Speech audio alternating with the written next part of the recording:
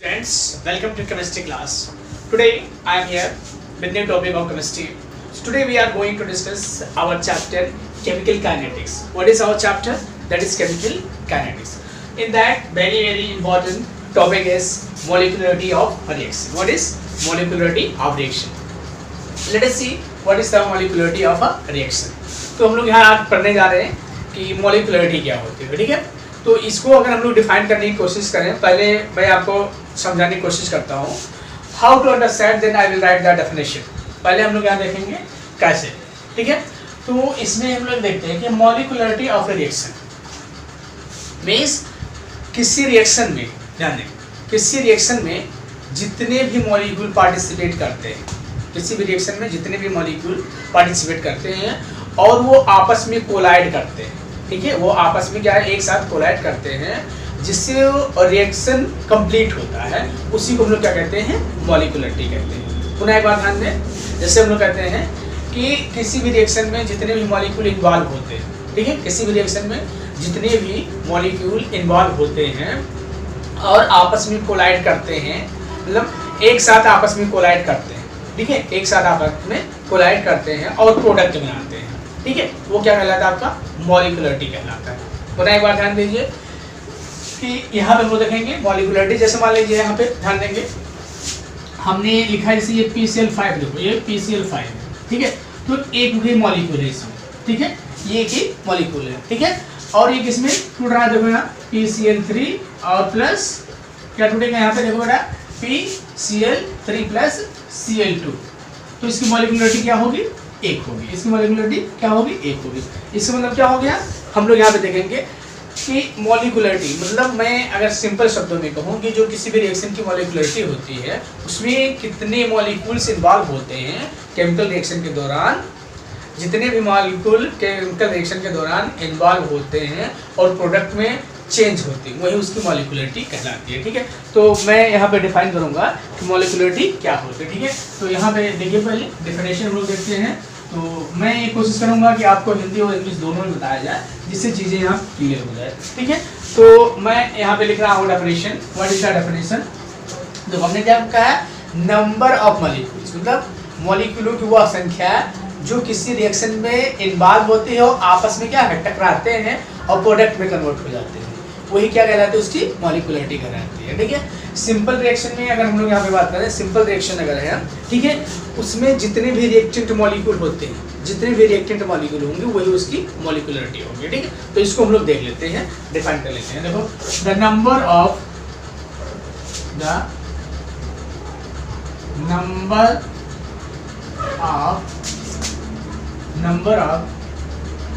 reacting species, number of reacting species taking part. अब species में यहाँ बेटा ध्यान देना, यहाँ पे क्या हो सकता है, आइटम हो सकता है, आयंस भी हो सकता है, ध्यान देंगे यहाँ पे आइटम्स, आयंस और मॉलिक्यूल्स, इसलिए हमने लिखा है यहाँ पे रिएक्टिंग स्पीसीज. इसी यहाँ पे ध्यान रखना, रिएक्टिंग स्पीसीज हमने यहाँ पे लिखा. देखो यहाँ पे हमने क्या लिखा, नंबर ऑफ रिएक्टिंग स्पीसीज, मतलब जो रिएक्टिंग स्पीसीज हैं, मतलब नंबर ऑफ रिएक्टिंग स्पीसीज में भी एटम, आयंस और molecule taking part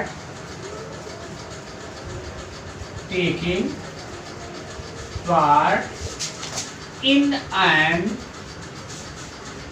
elementary reaction,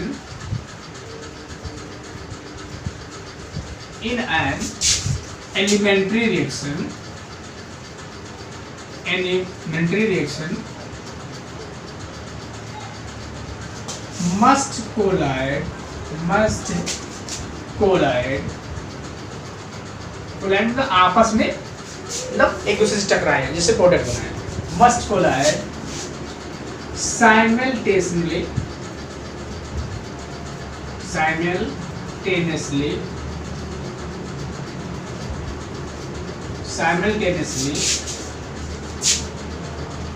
to bring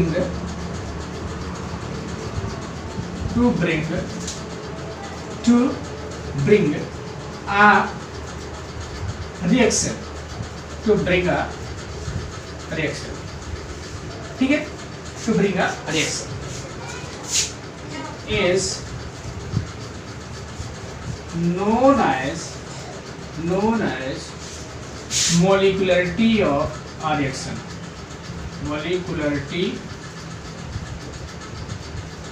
of a reaction.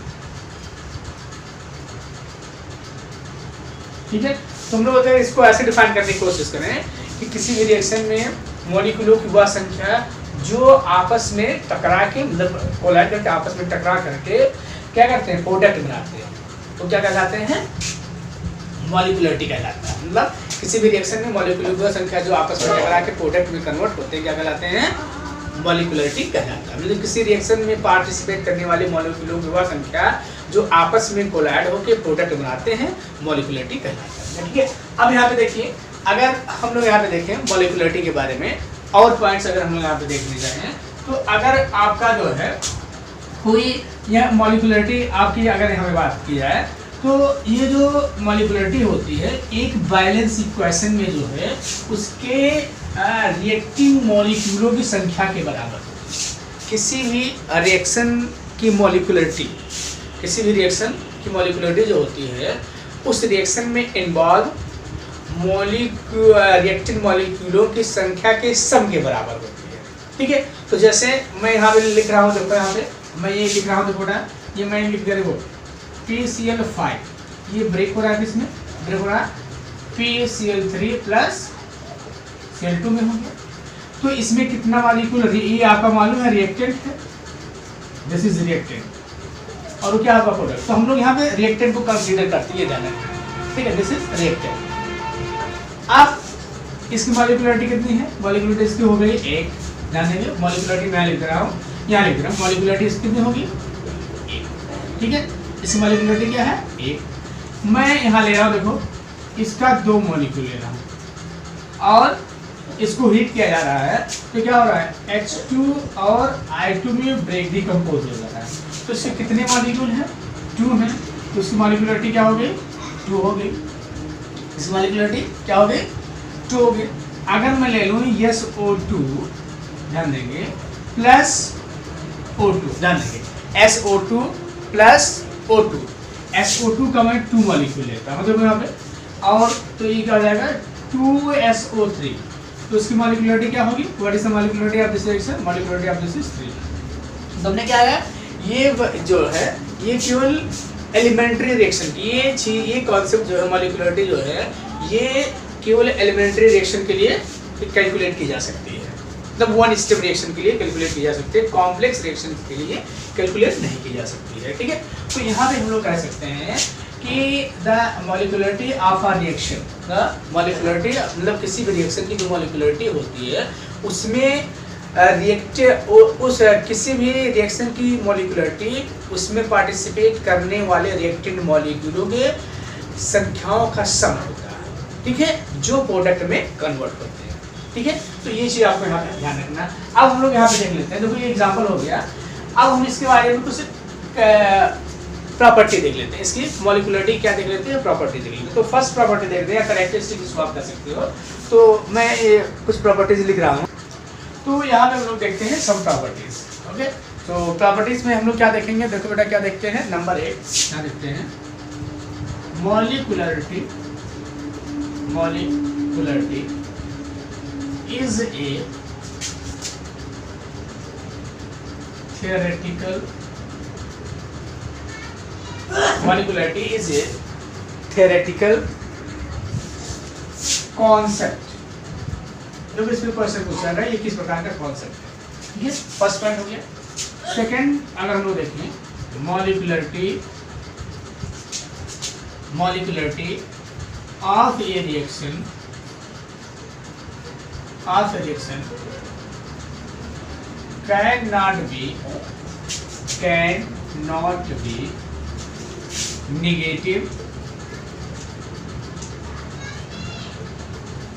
cannot be negative, fraction cannot be negative fraction or more than 3 or more than 3। क्यों मोर than 3 हो सकती है? क्योंकि इससे ज़्यादा ध्यान देंगे मॉलिक्यूलरिटी, मतलब हमें याद है कि 3 एक्सिस एक्स वाई और जेड होती है। अगर इससे ज़्यादा मॉलिक्यूल हो जाएंगे तो आपस में कोलाइड नहीं कर पाएंगे, आपस में टकरा नहीं पाएंगे। ठीक है, ये हो गया। Can't be negative fraction are more than 3। ठीक है, नेक्स्ट पॉइंट देखें हम लोग यहाँ पे, देखो थर्ड पॉइंट देखते हैं हम लोग। ठीक है,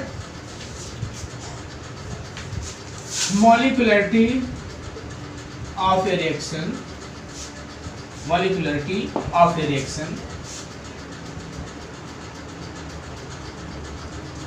molecularity of a reaction, molecularity of a reaction is a theoretical concept। ठीक है, और एक चीज हमको यहाँ देखना है, नेगेटिव फ्रैक्शन मोर देन 3, ये नहीं हो सकता। ठीक है, और एक पॉइंट हमको यहाँ देखना है, molecularity of a reaction is always whole number, whole number। Molecularity of a reaction is whole number। Molecularity of a reaction, molecularity of a reaction is meaningful, is meaningful only for one step reaction, one step reaction। Last point अगर मैं यहाँ लिखूँ, molecularity of reaction is meaningless, molecularity of reaction is meaningless for complex reaction, means complex reaction that reaction completes in more than one steps। So this is the properties of molecularity। क्या है molecularity? मैं एक बार मैं define कर सकता हूँ।